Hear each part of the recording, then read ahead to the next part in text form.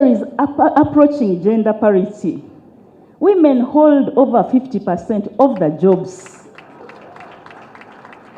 However,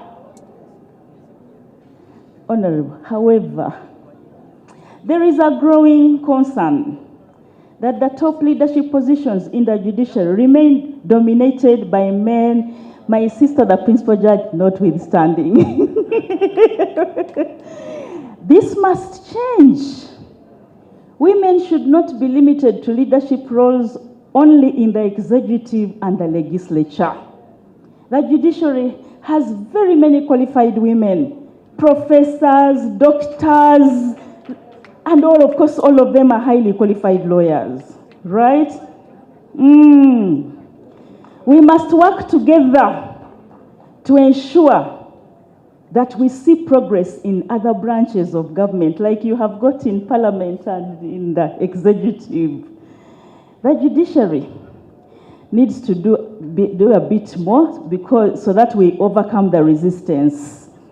Because what is important there is not just being numbers, but being at the table making the decisions. It is time we moved beyond symbolic inclusion and entrusted women with actual leadership. So, the Global Gender Report by the World Economic Forum highlights that achieving gender parity requires structural commitment and not just gestures. And it has to be across all governmental levels, from the executive all the way to LC1. Economic empowerment has reduced gender disparity in Uganda. We thank God for the things that have been done to make women economically independent. It has helped women to move from subsistence, or what His Excellency the President, General Yoweri Kaguta Museveni, says, Echida Chonka, yes, to the money economy. Better paying jobs for our daughters and our sons gives us more voice, gives us more agency, gives us more independence.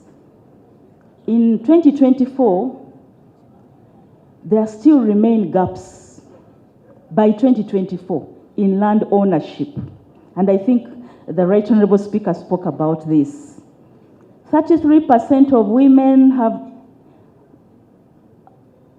are the ones who might be seen as having a bit of ownership, but that is compared to 38% of men. Economic empowerment has made it easier for women to participate in credit facilities and in vocational employment, which has improved livelihoods in the households. Now, women have skills and perspectives, and they can drive with the country's progress. Now, my sisters, let me now say sisters. I want you to tell your neighbor, sisters, we are not there yet. We are not there yet. Yeah? There is a growing dis-ease that we do not protect that if we do not protect the gains, they will be washed away by backlash. We have to protect the gains. Yes, there is a growing dis-ease that if we do not protect the gains, they will be wiped away by backlash. So if we do not protect the gains, they will be washed away by backlash. Indeed, Newton's third law of motion, there is a famous physicist who was called Newton. He said, the state, it says action and reaction. For every force which is applied, if I apply force, for every force that is applied, an opposing force exists, and that opposing force is equal in magnitude and opposite in direction. Yeah? You know very well you've been campaigning. Every time you went somewhere, you thought you had gained ground. Someone else came with equal force, but going in a what? Opposite direction. So ladies, even our gains are like that. So tell your neighbor again, we aren't there yet. Yes. We need to invest in access to justice. It is not just a lofty idea. It must become a reality, and we need that Legal Aid Act as soon as yesterday. Madam Right, Honorable Speaker. We must urgently confront the complexities in our systems that make our world sometimes turn the way we don't want it to turn. We still hear stories of women losing land. So there are still walls we have to break down in some of our societies. If I was speaking to you, and I hope you'll invite me to speak to you in a different capacity, I can speak to you about breaking walls and healing foundations spiritually. But I also know that education and this kind of representation sometimes helps us to break walls. And leaders, we are here to break the walls. I'm about to finish. There is a structural ceiling that sometimes happens to women. And it can happen to a person anywhere. That although we are well educated, we are pioneers, we are qualified, we consistently meet international standards, yet merit is not enough for a woman. You know, on merit you have everything, but it is not enough. Because you hear behind the scenes, but she's a woman, but she's a woman. I would have given her the job, but she's a woman. This is not due to incompetence or lack of discipline, but rather a structural issue in which informal networks are constructed around narrow interests, and they leave the women aside. We also need to be careful about tokenism. As members of parliament, tokenism, say tokenism. I want you to learn these words, because when you go to writing these laws, you need to use them. This is a representation that is without genuine influence, and it is ineffective. It fosters a false sense of progress, positioning marginalized individuals in visible roles without granting them substantive agency. So they say, oh, she looks pretty there. Let her look pretty. Let her sit there, but the men will do the talking. No, they will do all the decision making. Let her look suave. Let her be there. If she said, we have a woman on the team, it is not enough. We must solicit for genuine representation. And we thank our speaker for really fighting this ground. Please keep fighting. We are on your behind. Symbolic presence doesn't constitute justice. Genuine meritocracy requires that does not ask women to fit with traditional norms. That's why I thank God that when I see here, I see an array of beauty. I see my beautiful little friend. Can you imagine the mother and the daughter in parliament and the sister? Hey, power women, power women. Yeah, these are the people really shattering the ceilings. Yeah, and you know, we all come, we are different. Some of us are short, some are tall, some are brown, some are slender, some are plump, but we all make a variety. Yes, tell your sister, you are important as you are. And ladies, I want to emphasize this when you enter that parliament. When did we start parliament? 25th May. After that 24th night that Madam Right Honorable Speaker was talking about, that day you step into parliament the next day. Ladies, when you get out of your bed that morning, let the devil know. Let the devil know that you have come to mean business. You have not come to entertain the men. No. You have not come to entertain the men. You have come to do serious business for this country. You are not sitting there, manya, to rub their shoulders, manya, to make them smile. No! That is not the role of a member of parliament. People did not vote you all the way from Napak, from Paida, from Nadbilakut, from Wendewojo, Namisindwa, name it. They didn't vote you to come and just massage men's egos, people. No. I am looking forward to this parliament, as Madam Speaker said. I am seeing fiery women here who are going to change our society, who are going to make laws that make a difference, who are going to tell both the girl child and the boy child that you are important, who are going to put money where the mouth is, in health, in education, in agriculture. Please, the women are the subsistence farmers. Yeah? So we've not come here to be told you are micro-waste. Someone, after you are elected, please, then a member of parliament comes and says, you are just a micro-waste. Just tell him, excuse me. Yes, we want that kind of woman member of parliament. You've not come here so that your family breaks down. No. You've come here to do a serious job. You've come here to change and bring institutional integrity to our parliament. You've come here to support our speaker. Yes, that the world will hear about her. Yes, that even the skies will open whether they like it or not. Yes. Yeah. Through affirmative action. But we must be careful that we don't lose those gains.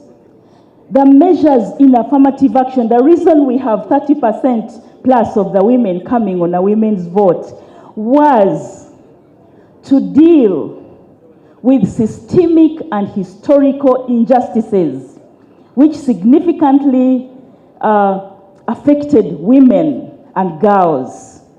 So affirmative action was extremely important. It helped to diversify, and it has helped in other places to diversify and improve the quality of decision making. Ladies, your views are special and different. Please make your voice heard. Yes? Now, we must avoid regression. We must avoid backsliding. We must avoid forgetting that other women fought. You know that famous woman in Kenya, yeah, the professor, she was imprisoned for loving trees. They said she's a tree hugger, but that woman fought for the rights of women and liberated Kenyan women. People have died for our rights. We shouldn't take them for granted. So, avoid internal sexism. Sometimes we are the enemies of ourselves. Yeah? Internal sexism and social policing. We police each other. Yeah? We are the very women who reinforce the patriarchal structures we are trying to break. As we ourselves. We tell ourselves, when you are competing with another woman, please, just remember we are sisters. We are not enemies. Yeah? Let us avoid our internalized misogyny. That is, women unconsciously adopting and projecting racist attitudes towards each other. They then have this whole gender policing where women criticize others for defying traditional norms in dressing, in behavior, in career ambitions. When you say you want to be a speaker, they say you are being too ambitious. When you say you want to, they say don't do that. They say you want to become an engineer, they say why? That is internalized misogyny. We should also break the systemic barriers that make women get into unhealthy competition. It often results in women tearing down female peers. Why do you tear the other person down? Why? You want a job, ask for it nicely. Yeah, the jobs are many. Let us not fight like the men. We are women. Yeah? Do you know how women, we shouldn't fight like the men. Let's fight, let's be women, let's be dignified, let's do the women thing. Sometimes when I'm in a women's meeting like this one, I just feel like I wish the world was every day like this. It is so peaceful, like our sister sang. This Edembe. Yeah? It is so peaceful and so, you're not fighting for attention of anybody. Then she sang and said, but those are the women. I love Joanita. I love her and our sister Rachel, Honorable Rachel. I love you. These ladies, by the way, they have a job before, during, and after Parliament. Before, during, and after Parliament. What are you doing? Please do something when you're in Parliament that will keep you after you leave Parliament. So, let me finish by saying, it is time to stop inviting women to the table and start trusting them to lead. Yeah? Stop just inviting us, ask us to lead. It reminds us that true gender parity requires structural commitment and not polite gestures. So from the hallowed halls of the executive and the much hallowed halls of Parliament to the grassroots of local council, we must demand a standard where merit is the only currency. Can we have a country where merit is the only currency? Yeah. Every Ugandan woman deserves to be in an environment that empowers her, where her character is her strongest credential. Tell your sister, your character should be the strongest credential you have. So we call on every citizen, every leader, and every institution to champion the shift towards genuine equity. Together we can build a nation where talent does not know gender boundaries. Stand as we advocate for a future defined by integrity, excellence, hard work, and merit. And Madam Speaker, you have led with merit, you have led with candor, you have led with transparency. We love you very much, and we pray that you continue reading like that, and that women will support you. So we call upon the 12th Parliament to embed these standards of integrity, excellence, and leadership and merit in our daily laws. And particularly, should there be a constitutional amendment, please make a provision for the offices of Chief Justice and Deputy Chief Justice. We need to be like our sisters and brothers in Kenya. In Kenya, it is very clear. I also call upon members of Parliament to lead by example. Lead by example. Stand up to be counted. Don't sit back. Don't sit back. Let's know what you think. Educate yourself. Please do what? Educate yourself in the process of lawmaking. You didn't go to a classroom called lawmaking. You're going to have to learn it. Isn't that right? So please take interest. As we buy our high-heeled shoes, I love high-heeled shoes, don't I? Don't you love high-heeled shoes? But take hours to read also. Read, and read hard. When there is a new law coming, study. Study the rules of Parliament. Let them be on your fingertips. Madam Speaker knows the rules of Parliament, you people. Hey, that lady, she knows the rules of Parliament. And you know what? You have the best clerk.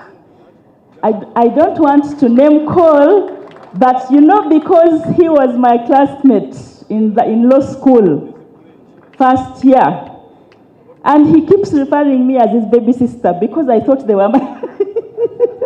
And I'm like, hey, excuse me, we were classmates, But he's an amazing person. So you have everything it takes here to be a good member of Parliament. Please read. Read the rules. Read widely. If they are going to talk about genetically modified goods, right now we have something called AI. Have you heard about AI? Yeah, artificial intelligence, and Google Scholar, and everything else, and the agriculturists. Please read about those products. Read about gender. Read about health. Whatever bill is coming, please read. That lady reads. That lady you see there, she reads. I have so much respect for you, the Right Honorable Speaker, because she knows how work from the palm of her hands. She knows the behind and the front and the inside. Ladies, be like her. Read. Read widely so that you are able to debate multifarious issues that are discussed in Parliament. We don't want to only see only so and so and so and so can debate. No. In this new Parliament, you have a member of Parliament, Mary Kutesa. Where are you? Honorable elect. Hey, she's a damn good prosecutor, that one. So I cannot wait for her to read and bring that fire of prosecution and legal knowledge to the Parliament. You're going to have a very interesting Parliament. I've just picked out Mary because I'm taking the mickey on her. But I know you are all dynamite. Okay? Mentor. Can I say that? Please, mentor. Mentor each other. Mentor each other. Madam Speaker, thank you so much for mentoring. Even what I'm doing here, you are mentoring. Yes. And my sister Boda and I, we've come a long way with the Right Honorable Principal Judge. I beg your pardon, the Honorable Lady Justice Jane Francis Abodo, the Principal Judge. We've come a very long way. And we've seen mentoring and coaching along the way. If we don't mentor each other as women, how shall we develop? We were in a meeting in the Commonwealth, and I'm really finishing now. Yeah? We were in a meeting in the Commonwealth. And women judges from Chief Justice, Deputy Chief Justice, Principal Judges, judges of the Supreme Court, High Court judges from everywhere in the Commonwealth. Not one of them said she had gone up having been mentored by a woman. Except me, I'm being mentored by Speaker, I have no problem. But in those other places, they don't have that story. Huh? They don't have that story. They say they were always mentored by men because women were jealous of them. Very women were jealous. So that tendency of us women not adjusting each other's crowns. When you see something wrong with a woman, adjust her crown. You know the adjusting of the crown? Yeah? And do it kindly. Do it what? Kindly. Don't go on the rooftops and start screaming. And also there's another beautiful story of a woman who had, I think, a problem on the road. And another woman came with a lesu and wrapped her. Yeah? Let us adjust, let us cover for each other, women.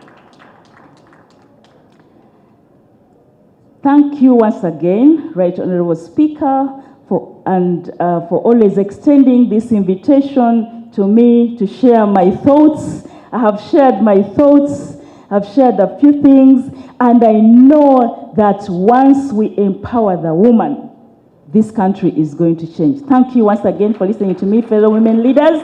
For God and my country, have a blessed 5 years. Thank you very much.